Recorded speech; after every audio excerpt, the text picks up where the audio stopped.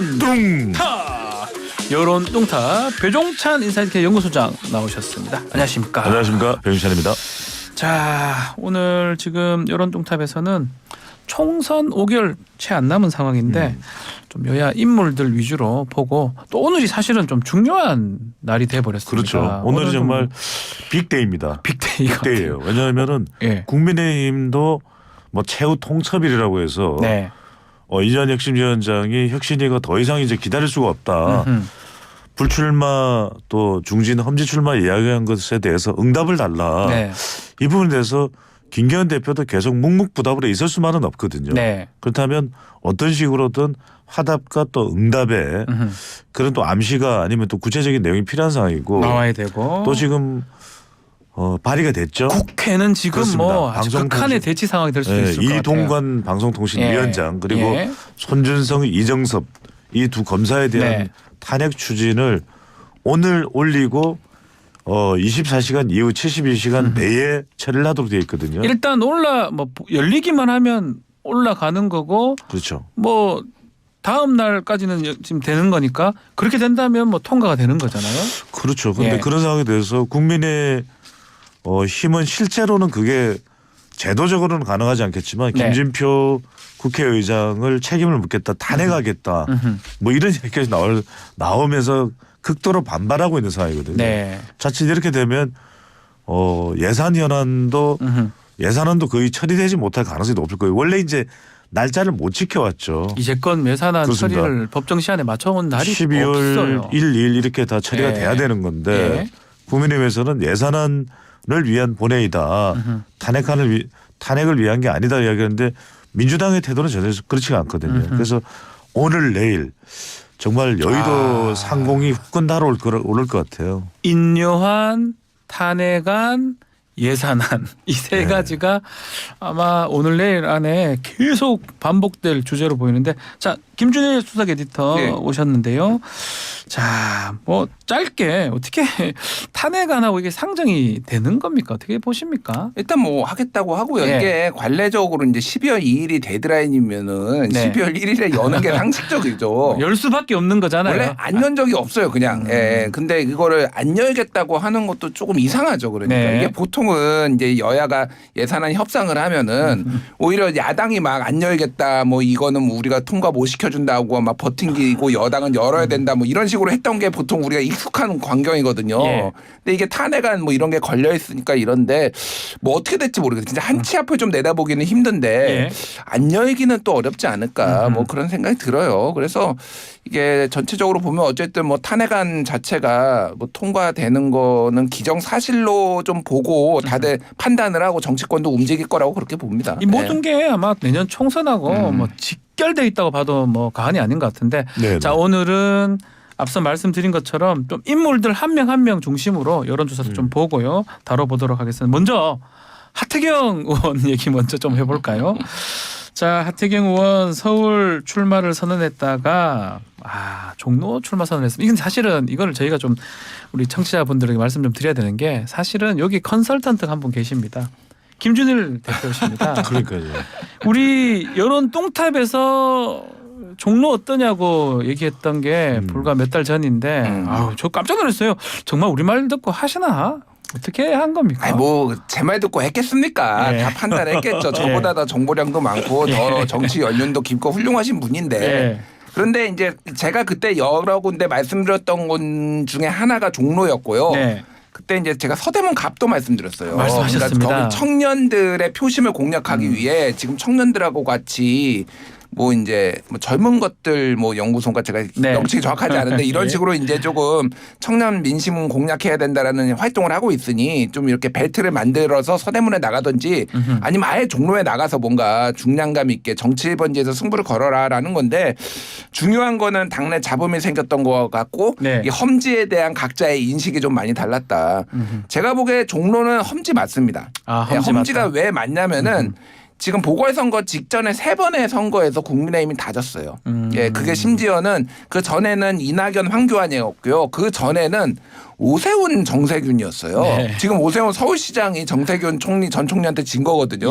사실 중량감 있는 인사들이 이 정도 나왔다라고 보는데 계속 진다면은 완전 험지. 예를 들면은 뭐 저희 박용진이 있는 강북구. 근데 거기는 그냥 사지라고 보는 게 맞아요. 사실은 20년 동안 국민의힘이 잡아본 적도 없는 뭐 이런데 여기는 이제 사지 정도고 여기는 약간 험지고 그리고 이거는 정부가 잘 못해서 뭐 소위 말해서 국정 운영을 윤석열 정부가 잘 못해서 강남 3구를 빼놓고는 서울 전역을 다 험지로 만들었어요. 뭐 그거는 저는 이제 맞다고 보는데 하태경 의원이 딱 선언을 했을 때 느낌은 뭔가 더 어려운 곳, 진짜 어려운 곳으로 가리라고 많이 기대를 했던 것 같아요. 그래서 그 기대를 충족시켜주지 못한 거 하나. 그리고 이제 최재형 의원하고 결국은 붙어야 되는데 그 부분이 조율이 이제 된 것처럼 얘기를 했지만 최재형 의원이 또 약간 반발하듯이 이제 인터뷰를 했잖아요.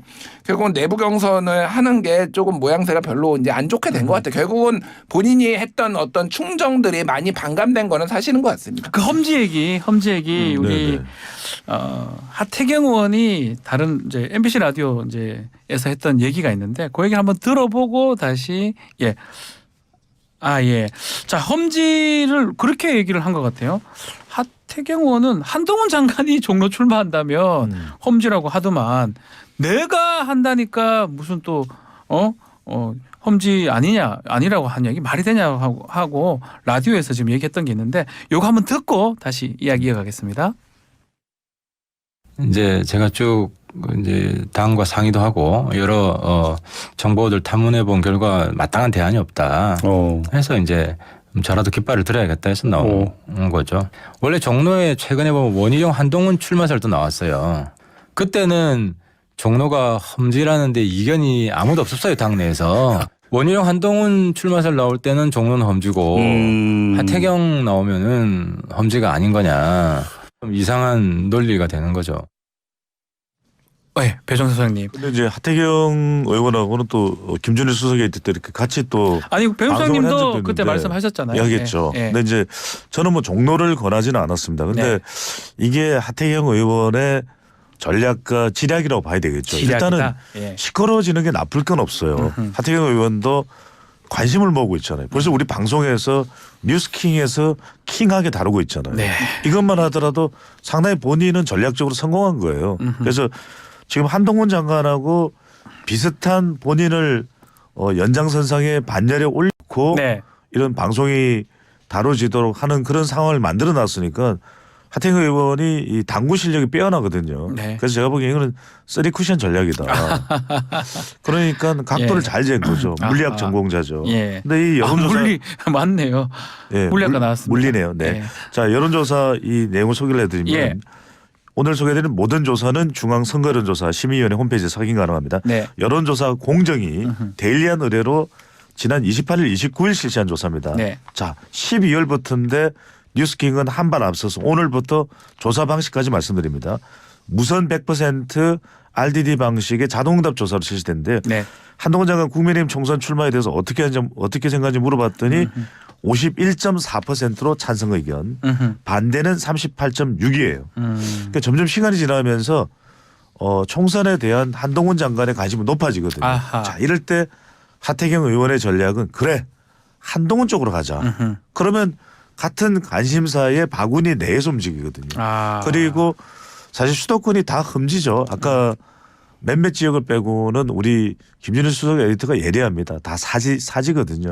그러니까 그런 상황에서 이렇게 종로에 불을 지펴 놓으면 지도부에서도 일단 하태경 의원이 서울에 출마하는지도 몰랐던 사람들이 굉장히 이제 알게 됐거든요. 그렇죠. 더 주목받게 됐습니다. 그런 홍보 전략도 있고 또 하나는 뭐냐면 결국 전략적으로 국민의힘에서 한동훈 장관을 종로 출마를 선택한다면 최재형 현역 의원도 배려해야 되고 하태경 의원도 배려할 수밖에 없어요. 이제 그런 것도 이제 약간 피해자 이 또 유권자들로부터 나중에 다른 지역으로 가게 되면 약간 동정을 얻을 수 있는 일종의 언더독 이펙트도 있죠. 그런 가지 다분히 노렸다. 그래서 저는 이건 하태경 의원의 하태하태 전략을 뛰어넘어서 당구 쓰리 쿠션 전략이다. 쓰리 쿠션 전략이다. 자, 지금 어제 우리 장선우 소장 토크킹에서 했던 말이긴 한데 뭐 종로가 지금 국민의힘 인기 지역구가 됐나요? 김기현 대표도 좀 생각이 있다. 이런 얘기가 또 했다고 하더라고요. 그래서 왜 자꾸 먼저 하태경 의원이 얘기를 했냐. 좀 현역도 있고 김기현 대표도 생각이 있고 그게 좀 말이 될까요? 그러니까 김기현 대표가 생각을 한 게 뭐 이를테면 하태경 의원이 얘기하기 직전에 며칠 전에 생각을 했던 건 아니고요. 그렇죠. 제가 알아본 바로는 그러니까 이를테면은 수도권의 이제 중진들 영남 중진들 출마 압박을 받았을 때 후보지 중 하나로 종로를 선택을 했다라는 거예요. 간다면 그래도 종로는 가야 되는 거 아니냐. 그렇죠. 그러니까 왜냐하면 어쨌든 정치 1번지 거기에서 나왔던 분들이 다 굵직굵직하고 대통령만 몇 명을 배출했습니까? 이명박, 뭐 노무현 뭐 이런 분들 다 대통령 됐잖아요. 아직도 아무리 종로가 조금 이제 인구도 쪼그라들고 지금 사실 종로가 단독으로 지금 그 지역구를 형성을 못해요. 그래서 중구랑 지금 합구해야 돼요. 그러니까 이제 저거로 선거구역으로서 그래서 어려움도 있지만 어쨌든 종로가 가지는 상징성 뭐 이런 것 때문에 이제 김기현 대표가 만약에 나간다라고 하면 할만하다라고 그나마 할만하다 판단하고 상징성 때문에 김기현 대표도 이제 검토를 했다라는 거죠. 그러니까 제가 알기로는 하태경 의원이 지도부랑 상의를 이제 했다라고 하잖아요. 저도 이제 하태경 의원하고 조금 궁금해서 통화도 했는데 김기현 대표랑 직접 상의한 건 아니었어요. 아, 그래요? 네, 김기현 대표랑 직접 상의한 건 아니고 그러니까 소위 말해서 이제 지도부의 모 인사와 이런 얘기를 넌지시 얘기를 했다라는 거예요. 그러니까 이제 지도부 입장에서는 특히 이제 김기현 대표 입장에서는 확실히 조금 좀 당황스러웠다라고 보면 될 것 같고 그래서 그때 이제 지도부와 상의 안 해 그래가지고 이렇게 막 기사가 나왔잖아요.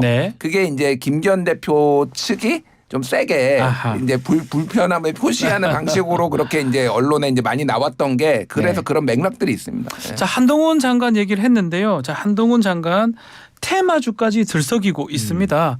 용산에 출마하는 거 아니냐 이런 얘기도 있고요. 한동훈 장관 얘기 좀 해주시죠. 그렇죠. 이제 용산 출마설이 도는 이유는 뭐냐면 권영세 장관하고도 또 맞물려 있거든요. 권영세 장관이 그 지역구 현역 의원입니다. 전 장관인데 권영세 장관이 용산 국회의원인데 지금 권영세 의원도 참 대단해요.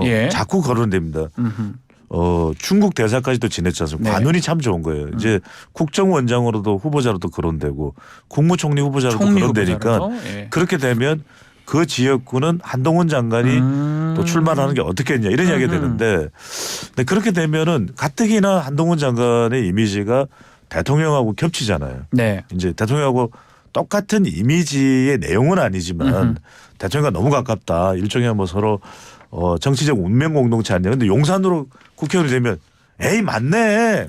그거 보라니까 이렇게 돼버리거든요. 그래서 저는 한동훈 장관이 뭐 종로도 거론되고 있지만 이건 굉장히 이제 국민의힘 내부로서는 고민이에요. 그런데 김기현 대표는 종로 출마 의향이 있었는지 모르겠지만 장성철 소장이 그런 얘기를 했다지만 저는 좀 금시초문이기도 하고 금시초문입니까? 실제로 그 지역에 출마해서 당선되는 게 중요하거든요. 근데 김기현 대표는 지금 대표 체제를 계속 유지하는 데 아마 계를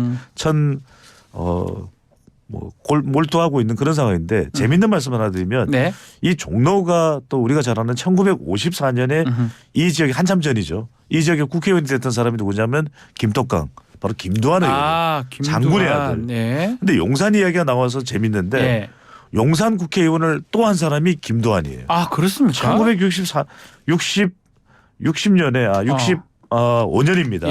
1954년에 종로 국회의원, 65년에는 한국 독립당으로 용산에서도 국회의원이에요. 지금 내용을 보면 이 장군의 아들이 걸었던 길을 자꾸 이 한동훈 장관이 거론되는 것도 약간 이게 뭐 총선이나 선거 마케팅 얼마 전에 오징어 게임 효과도 있었잖아요. 뚱뚱뚱뚱뚱뚱뚱 그 이정재 배우하고 친구 아이가 이랬던 것도 그런 어떤 선거는 선거구나라는 생각이 드는 거죠. 자, 뭐 이것도 다른 얘기긴 한데 민주당에서는 이제 선거제 개편 얘기도 좀 해야 되긴 하는데 이탄희 의원이 본인 지역구 용인정 출마를 이제 하지 않겠다 하고 험지 출마 얘기를 하니까 한동훈 장관 가는 곳에 좀 가라 그런 가능성도 있다라고 하거든요. 그러면 이탄희 의원이 예를 들어서 용산 갈 수도 있는 겁니까? 아니 모르죠. 그러니까 한동훈 장관이 어디를 갈지도 모르고 이게 그러니까 조금 지금은 굉장히 안개 속이다 보면 될 것 같아요. 이게 왜냐하면은 한동훈 장관이 지역구를 출마를 언제 결정을 할지가 그 지역구를 결정할지도 되게 중요해요. 제가 그래서 이 이제 국민의힘의 조금 조언처럼 드린 말씀이 한동훈 장관 카드를 너무 빨리 쓰려고 하지 마라. 이게 왜냐하면은 한동훈 장관이 어쨌든 지금 국민의힘의 간판처럼 인식이 되고 있거든요. 네. 여론조사를 하나 말씀드릴게요. 미디어 토마토가 뉴스 토마토 의뢰로 지난 11월 25일에서 26일 조사한 결과인데요. 국민의힘의 총선 간판은 누구냐라고 했더니 국민의 30.6%가 한동훈이라고 얘기를 한 거예요. 간판은 누구냐. 예. 네. 근데 더 재밌는 거는 네. 2등이 20.7% 이준석입니다. 아유, 이것도 문제네요. 이것도 그러니까 문제네요. 이준석은 지금 이준석 전 대표는 지금 신당 얘기를 하는데 뭐 사실상 거의 확정적이라고 보면 될 것 같은데 이 정도로 사실은 없어요. 그다음에 원희룡 8.7, 김기현 6.1이라는 건데 이런 전략적인 카드 이제 한동훈 같이 이제 흥행이 어느 정도 이제 예상되는 카드를 빨리 소모해 버리면 안 된다는 거죠. 이런 거는 최대한 결정을 좀 늦추기도 하면서 상황도 보면서 이렇게 해야 됩니다. 그러니까 제가 말씀드린 건 뭐냐면은 이탄 의원하고 붙으면은 굉장히 재밌을 거예요. 네. 근데 그거는 민주당이 원하는 거지 국민의힘이 원하는 건 아니에요. 한동훈은 그러니까 쉽게 얘기를 하면은 이 쓰임새가 좀 굉장히 생각보다 제한적이에요. 그러니까 586의 기득권 정치인들 그것도 특히 이제 부패 정치인하고 붙으면 딱 좋아요. 그러니까 뭐 이런 이미지가 있는 그런 사람하고 붙었을 때 본인의 효과가 딱 극대화되는데 이걸 미리 뭔가를 결정해버려서 민주당한테 저격당하는 모습이 나오면은 이게 이제 좀 김이 빠지는 거죠.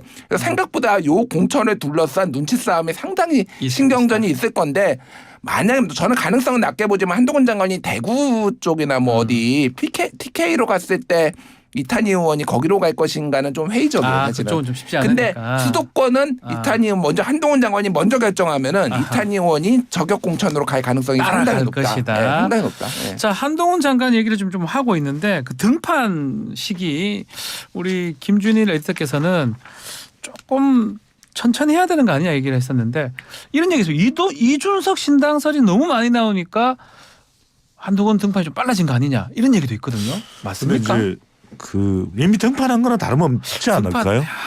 아직까지도 법무부 장관이니까 등판했다고. 그럼에도 불구하고 사실상 광폭 행보를 하면서 총선 영향을 주고 있는 상황이기 때문에 사실상 등판을 했다고 봐야 되겠죠. 네. 그렇지 않다면은 이렇게까지 행보를 할 이유는 없는 것이고 대대울, 대구, 대전, 울산도 방문을 했고. 그 대대울 뭐 그런 말이 있는 건 아니죠. 지어냈죠. 네, 맞춤형으로 또 이제 현지에 방문할 때마다 멘트를 하고 사인을 다 하고. 그렇죠. 그러면서도 조금 윤석열 대통령이 의식될 수 있는 도토리 써달라는 건 안 되겠다. 그건 무슨 뜻인지 아니까 그건 사양합니다라고 이야기하니까 도토리가 대통령이거든요. 그러니까 그런 부분들은 윤석열 대통령이 들어도 언짢을 수도 있어요. 뭐 대통령? 그건 아니잖아. 이렇게 될 수 있으니까 그런 부분에 대해서 이제 본인 스스로가 또 뭐 처신한다고 볼 수 있는데 사실상 이제 이 내용상으로는 등판을 했고 기술적으로 형식적으로는 뭐 12월로 초로 예정되어 있는 뭐 개각이나 이때 바로 한동훈 장관을 빼긴 그럴 테고 공직자 사퇴 시한이 내년 한 1월 10일경인가요? 11일경이니까 이준석 신당이 27일쯤 되니까 그 이제 불이 확 타오를 거예요.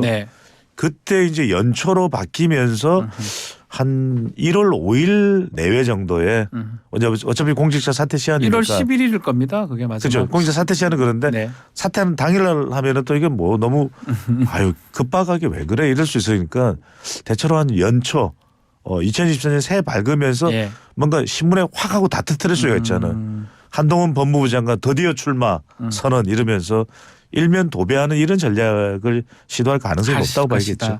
자, 뭐 말씀처럼 좀 광폭 행보를 하고 있는데 지난주 대전에서 5천만의 언어 얘기도 했고요. 또 이준석 전 대표는 라디오 프로그램에서 이 한 장관의 정책 미래는 김건희 여사 질문에 대한 답변이 결정할 수 있다 이런 얘기를 했습니다. 자, 한동훈 장관 또 이준석 전 대표 얘기를 듣고 대담 이어가겠습니다.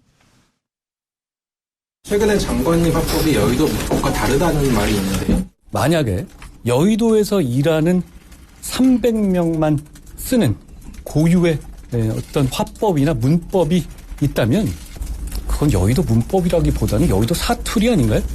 저는 나머지 5천만이 쓰는 언어를 쓰겠습니다. 김건희 여사의 특검에 대해서 물어볼 겁니다. 김건희 여사의 학력 위조에 대해서 물어볼 수도 있습니다. 그런데 이런 질문들을 어떻게 한동훈 장관이 답하냐에 따라 가지고 지금까지 쌓아온 것들이 플러스가 될 수도 있고 마이너스가 될 수도 있는 겁니다. 한동훈 장관도 능력이 굉장히 있다고 저는 보기 때문에 거기에 따라서 발광체가 되길 바라는 겁니다. 예, 이준 전 대표 이야기는 채널A의 라디오쇼 정치 시그널이라는 프로그램에서 했던 이야기입니다. 자, 한동훈 장관 최근 행보 지금 어떻게 보입니까? 특히 이정재 배우하고 찍은 사진도 있고 또 테마주까지 등장을 했고요. 여기 여의도 문법이 인가요 아닌가요?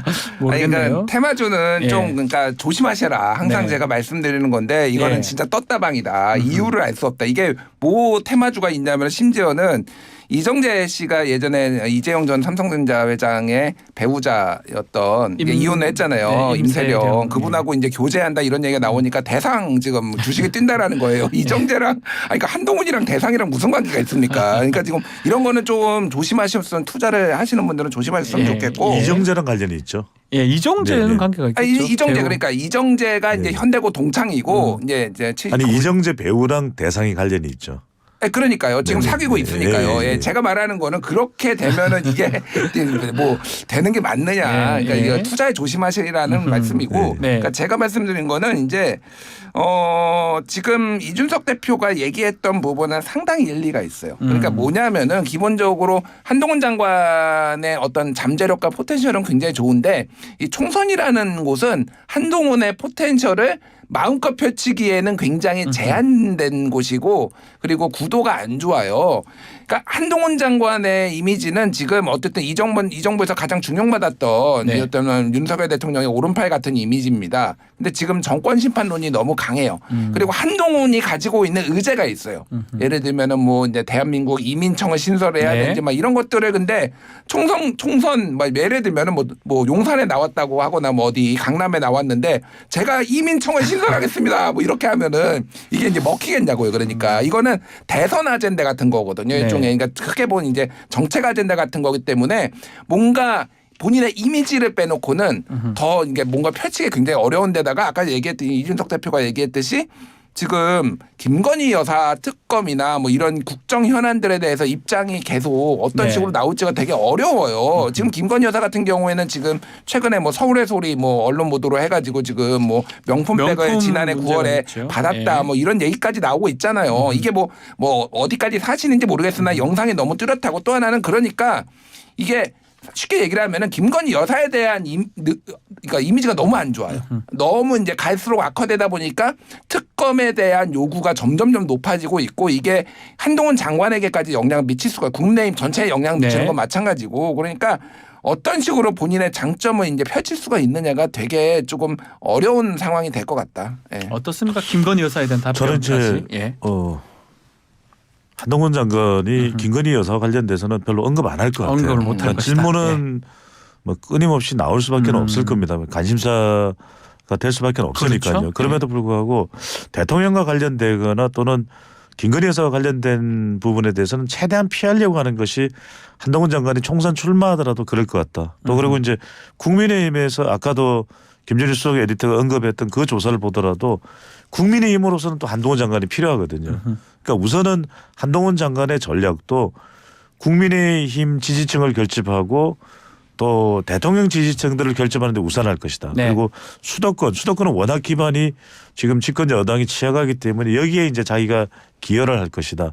이제 많은 질문들이 쏟아지죠. 왜냐하면 중도층, 무당층 외연 확대 안에 그건 당장 쉽지 않을 거예요. 그건 본인도 알 테고. 네. 그래서 일단은 그건 나중에 국회의원이 되고 난 이후에 다른 이제 목표가 설정이 되면 그때는 시도해 볼 수 있을지 몰라도 총선까지의 한동훈 장관의 답변은 적어도 대통령이라는 단어 또 김건희 여사가 나오면 굉장히 좀 말을 줄이는 그런 태도가 될 가능성이 높다고 봐야죠. 높다. 자, 이준석 전 대표 그리고 한동훈 장관 뭐 사실 이준석 전 대표는 신당의 간판이 될 것 같고요. 또 한동훈 장관은 여당의 간판인데 두 사람이 이제 맞붙는 그림도 우리가 뭐 상상할 수 있는 거 아니겠습니까?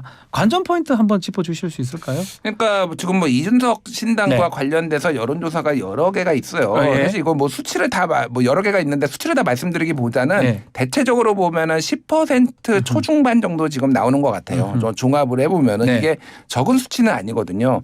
근데 이거는 지금 오직 스포트라이트를 이준석 혼자서 받아서 지금 혼자 하드캐리했다. 뭐 네. 이 정도 보면 될 것 같은데 이게 앞으로 어떤 식으로 이제 결합이 될 것이냐에 따라서 그러니까 누구랑 결합을 하냐. 네. 이를테면은 여러 가지 이제 정치적 이벤트들이 남아 있습니다. 예를 들면은 뭐가 있냐면 일단은 국민의힘에서 지금 하위 22% 지금 컷오프한다라고 얘기 나오고 있잖아요. 거기에다가 수도권 당협위원장들도 경쟁력 없는 사람들 쳐낸다고 얘기하고 있거든요. 네. 자, 그러면은 지금 여기 이 사람들이 지금 억울하게 내가 쫓겨났다 이렇게 하면서 다른 제3지대나 이를테면은 뭐 이준석 신당이 됐든 이런 데로 옮겨갔을 경우에 또 하나의 이 언급이 여론에서 이제 회자되는 이런 게 있을 테고 또 하나는 비명계나 뭐 다른 사람들하고 이제 합당 문제, 유승민 결합 문제 이게 그러니까 정치적 소재가 줄줄이 있어요. 제가 말하는 계속 거 있을 이게 것이다. 잠깐 잦아드는 게 아니라 굉장히 이제 상수처럼 보는 게 맞다라고 하고 그 파괴력이나 확장력은 좀 시간이 지날수록 오히려 더 커질 가능성도 배제할 수 없다 이렇게 보면 될 것 같습니다.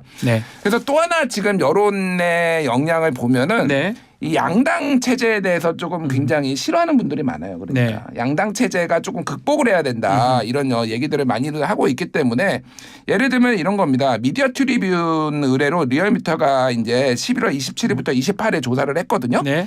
그런데 기존 정당에 대한 비판적 시간이 얼마나 팽배하냐면은 국민의힘의 의정 및 정책 활동 불만족 64%. 아하. 그리고 더불어민주당 의정 및 정책 활동 불만족 65%. 양당의 고정층을 제외하더라도 부정평가를 하시는 분들의 고정층을 제외하더라도 중도층에서 상당히 양당에 대해서 다 박한 점수를 내리고 있거든요.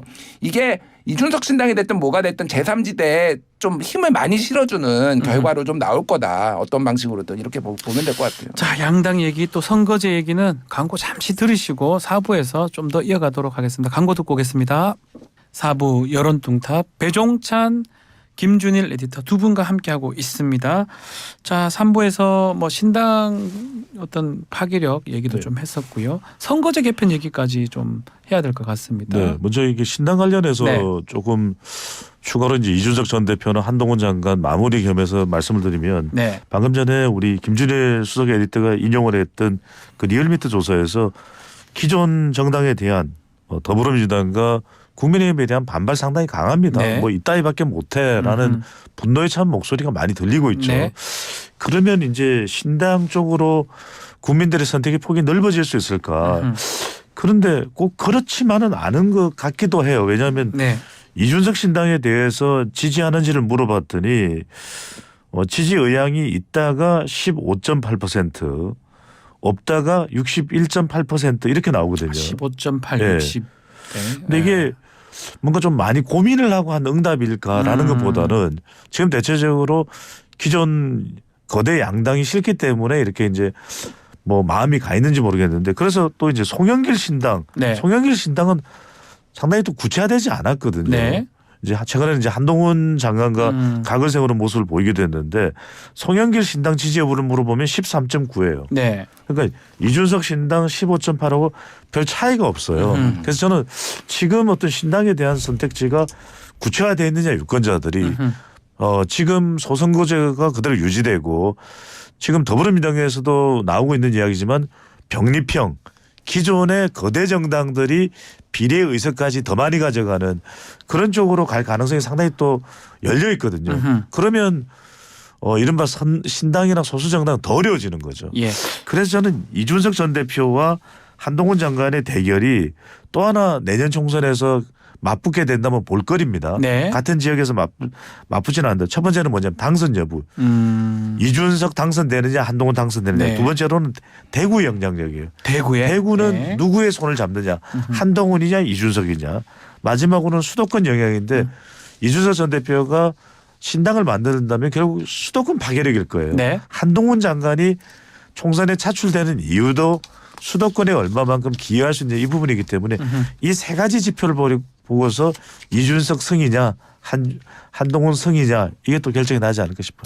자, 요거 네, 몇 개 말씀해 주십시오. 그러니까 데이터를 조금만 설명드리고 네. 말씀드릴게요. 요거는 PNR이 폴리뉴스와 폴리피플 의뢰로 지난 11월 25일에서 26일 조사를 했는데 네. 이준석 신당이 총선에 미치는 영향이 네. 어떻게 될 것 같냐라고 물어본 거예요. 이건 지지한다 지지하지 않겠다라고 상관없이 47.1%가 영향 있다. 49.3%가 영향 없다. 반반이에요. 비싸네요. 예. 이게 굉장히 큰 수치예요, 사실은. 그러니까 이게 무슨 의미냐면은 자 양당의 핵심 지지층 25 빼놓고 가운데 있는 사람 한 50% 정도는 영향이 있을 것 같아라고 하면은 이 영향이 있을 것 같다고 생각하는 사람들 중에 이동을 하겠죠. 그러니까 그럼 다른 여론조사 말씀드릴 거예요. 에브리 CNR이 뉴스피릿 의외로 지난 11월 25일에서 26일 조사를 했는데 이준석 대표가 신당 창당에 출마하면 어떻게 하시겠습니까? 물어보니까 지지하겠다 19.8, 지지하지 않겠다 49.3. 자, 49.3이 영향 없다 49.3뭐 똑같아요. 비슷하네요. 그리고 네. 창당 후에 판단하겠다 22.7. 예, 그러니까 어쨌든 지금 유보로 해놓은 거죠. 그래서 창당을 하면 실제 지지율이 더 빠지기도 하지만은 굉장히 많은 중도층이 지금 흔들리고 있다. 네. 이게 물론 여기가 어떤 식으로 이게 이제 발전이 되느냐에 따라서 조금 그 진폭이 굉장히 클 수가 있다 이런 말씀을 드리겠습니다. 선거제 얘기를 하셨는데 좀 결국은 지금 남아 있는 뭐 과제 중에 하나가 선거제 특히 비례대표입니다. 병리평으로 하느냐 지금 연동형의 위성정당 어떻게 하느냐 이 부분이 정리가 되고 또 이 부분이 또 신당하고도 연관이 된다고 봐야 되겠죠. 그리고 결국은 정치권의 판단은 뭐 국민 우선이 아닐 가능성이 높아요. 국민보다는 본인들이다. 그렇습니다. 예. 지금 뭐 의원들이 70여 명이 넘는 민주당 의원들이 네. 이탄희 의원처럼 위성 정당을 하지 말자. 그리고 준연동형은 살려가자 이런 말씀했는데 우리 뭐 청취자분들이 이해를 돕기 위해서 짧게 말씀드리면 병립형은 그냥 비례 투표를 많이 받은 득표 순서대로 의석수를 가져가는 거예요. 그러니까 지역구 지역구대로 받고 그렇습니다. 병립에서 또 받고 거대 정당이 유리한 거죠. 근데 이제 준연동형은 이 비례 대표 국회의원 숫자만큼은 소수 정당을 배려하기 위해서 어느 정도 할당을 해놓고 그래서 지역구 거의 당선이 안 된 정당에는 우선 더 많은 의석수를 배분하는 것이기 때문에 이제 준연동형, 완전 연동형은 아닙니다. 그런데 지금 벌써 더불어민주당에서부터 나오는 이야기가 뭐냐면 의총이 오늘 이제 열리게 되죠. 그런데 오늘 그 의총에서 최종 결정이 내려질지는 모르겠어요. 그런데 멋지게 싸웠지만 지면 무슨 소용이 있느냐 이 이야기를 이제 이재명 대표도 하고 있기 때문에 병립형으로 돌아갈 가능성이 상당히 있어요. 더 높다. 왜냐하면 국민의힘은 병립형이 지금 당론으로 된 것 같아요. 게다가 이제 조국 신당 또 송영길 신당 뭐 등등 나오면은 더불어민주당도 골치가 아프고 또 국민의힘도 이준석 신당, 금태섭 신당, 양양자 신당 그럼 골치가 아픈 거고 그래서 두 정당이 의견이 맞으면 그렇게 일사천리로 진행이 될 가능성이 높은데 거의 병립형 기존의 거대 정당의 독식 구조로 돌아갈 가능성이 높다고 봐야겠죠. 자 어떻게 보십니까? 뭐 지금 조홍천 의원 인터뷰를 했었는데 상당히 이건 절대 안 된다 이렇게 또 얘기를 하거든요. 이게 되게 조금 복잡해요. 생각보다 전선이 복잡한데 예를 들면 민주당에서 지금 최근에 김상희 의원이 이제 발의를 위성정당 방지법 발의하겠다라고 하면서 그거를 지지한 분들이 75명입니다. 이거는 75명이라는 얘기는 사실은 여기에서 이제 적극적으로 의사를 밝히지 않는 사람들 보면 반반이라는 얘기예요. 거의 민주당의 그 느낌은 지금 반반이라는 얘기예요. 그리고 심지어는 예를 들면은 이게 친명 대 비명만의 그런 것도 아니에요. 사실은 친명 대 비명이 아니라 지도부와 그리고 나머지 의원들하고 조금 시각차가 있는 거예요. 지도부는 어쨌든 선거를 이겨야 되는 이런 절박함이 있으니 모순 수를 써서라도 이제 뭐 다 끌어와서 해야 된다라는 거고 예를 들면 이거예요. 철험회 같은 경우에는 대체적으로 굉장히 강한 선명한 목소리 내잖아요. 여기에 김용민 의원하고 민영배 의원하고 되게 붙어 다니면서 이게 뭐 이거 하잖아요. 그렇죠. 뭐 출판 기념회도 하고 그러잖아요. 김용민은 병립형으로 가자는 주장이고 민영배는 연동형으로 가자는 거예요. 다르네요. 그러니까 같은 철험회에서도 갈릴 정도로 이게 미묘한 부분이 있습니다. 게다가 이게 이제 원칙과 상식에서는 이런 이제 원칙을 얘기를 하면서 준연동형 비례대표제 지켜야 된다. 여기에 이낙연 대표가 이제 다당제로 가야 된다. 이런 얘기가 하면서 여러 가지 지금 정치적 시나리오가 많이 나오고 있어요. 이거를 계기로 해서 분당이 될 가능성도 있다. 뭐 이런 얘기. 그러니까 그 정도로 명분으로 삼는 거죠. 그러니까 원칙을 지키기. 왜냐하면 이재명 대표가 지난 대선에서 반성했어요. 우리 위성정당 만든 거 반성하고 그때 의원들 170명이 이거 지지한다라고 연대 서명까지 했습니다. 근데 이거를 이제 어떻게 설득을 할 것이냐. 그러니까 이재명 대표는 고민이 어쨌든 다음 대선에 또 나와야 되는데 약속을 그러니까 뭐 밥 먹듯이 어기는 사람 이런 식으로 또 이제 낙인이 찍힐 수가 있거든요. 지금 당장에 또 선거는 가져올 수 있으니까 이런 거에 지금 이해관계가 판단이 안 되는 거예요. 이재명 대표도. 그러니까 지금 계속 판단을 미루고 있는 이런 상황이라고 보면 될 것 같고 어쨌든 저는 조만간에 판단이 안 나올 것 같습니다.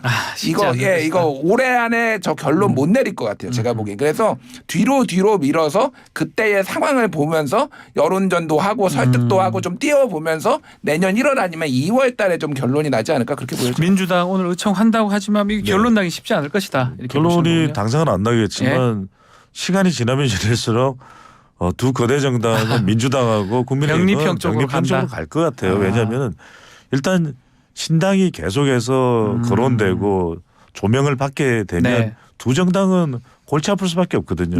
국민들은 사실 이해가 안 되죠. 국민 우선 또 공익 우선을 외치던 정당들이 그렇게 자기 당을 우선해 당리 당략적이야라고 이야기할지 몰라도 멋지게 잘 싸웠지만 졌다. 이건 이따가 우리가 뭐 엑스포에 대해서도 이야기를 하겠지만 현실 정치에서는 제일 싫어하는 결과거든요. 그래서 김준수 수석의 말씀처럼 시간은 끌겠지만 12월 말이든 1월 아무리 늦어도 1월 말에는 결론이 나야 되거든요. 병리평으로 가겠죠. 자, 바로 엑스포 얘기로 넘어가겠습니다. 자, 어제 윤석열 대통령 대국민 담화를 했습니다. 자, 그리고 또 뭐 비슷한 얘기긴 한데 쌍특검 전국도 오늘 본회의하면 탄핵 쌍특검 전국도 기다리고 있고요. 이래저래 총선 앞두고 이게 다 좀 국민의힘 여당 입장에서는 좀 악재라고 봐야 됩니까? 어떻게 봐야 됩니까? 일단 악재죠. 좋을 거 하나도 없고요. 이제 다만 대통령의 사과에 대해서 조금 분석을 해볼 필요가 있어요. 윤석열 대통령이 얼마나 사과를 잘 안 하시고 인색한 분이냐면은 이태원 참사에 대해서도 심지어 직접적으로 사과한 적이 없어요. 이게 대통령이 본인이 직접 나와가지고 사과를 한 게 대국민 담화문에 한 게 처음입니다. 지난번에 반성한다 사과한다 반성한다 얘기했던 게 뭐였냐면은 국민통합위원회가 그때 만찬 자리였는데 국민통합위원회가 이렇게 좋은 제안을 했는데 우리가 제대로 받아들이지 않았다.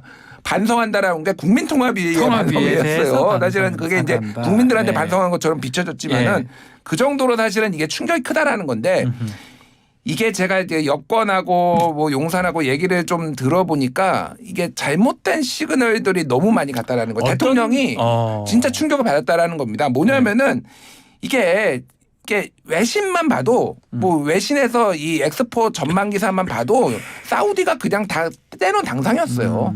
압도적으로 이긴다라고 나왔는데 국내 언론에서만 사실은 이게 해볼 만하다 이런 얘기들이 그래서 박빙이다 이런 얘기들이 계속 나왔거든요. 심지어는 그거가 그 소스가 정부 관계자 발이었어요. 용산 쪽이나 아니면 정부 외교부 관계자가 해볼 만하다 박빙이다.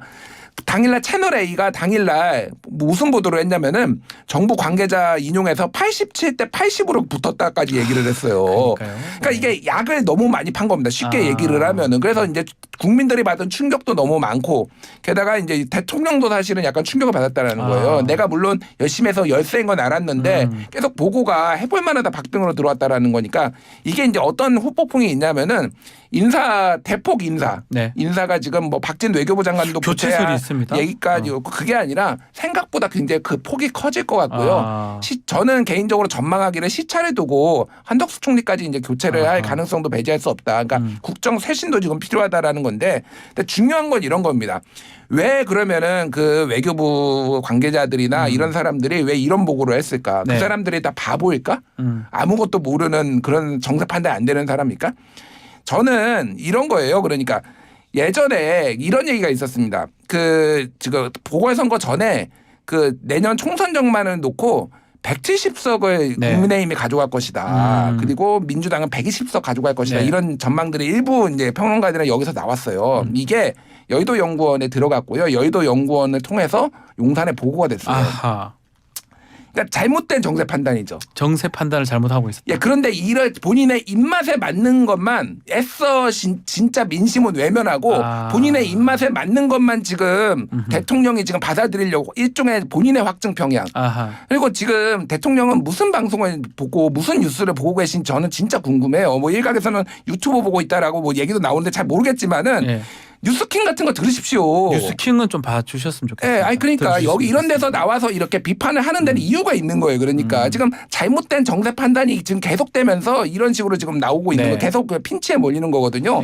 애시당초 그렇게 너무 강한 희망을 심어주면 안 됐습니다. 그러니까 이런 식으로 국정 운영을 하면 안 된다라는 말씀을 좀 드릴게요.